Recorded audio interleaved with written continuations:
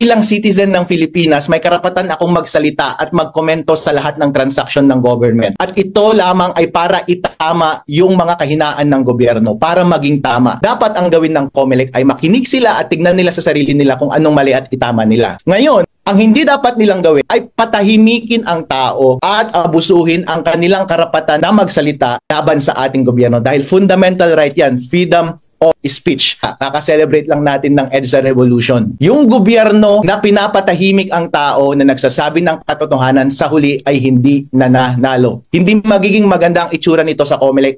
Hindi magiging maganda ang itsura nito kay Commissioner Garcia. Dapat maging mature siya sa approach, pakinggan niya yung concern and i-address niya yung concern mismo. Huwag niyang patahimikan yung tao kasi kapag ganun ang mangyayari, mukha lang silang guilty. Kapag hindi totoo yung sinasabi ko, let the public judge for themselves. Mga pulis dito ngayon, sinervisyon ako ng warrant of arrest. So I'm going to jail in the meantime.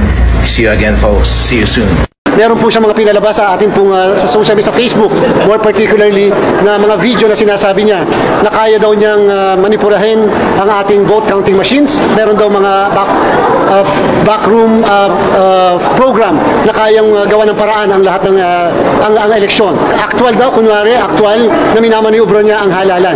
Ito po ay napaka-dangerous, napaka-mapanganib.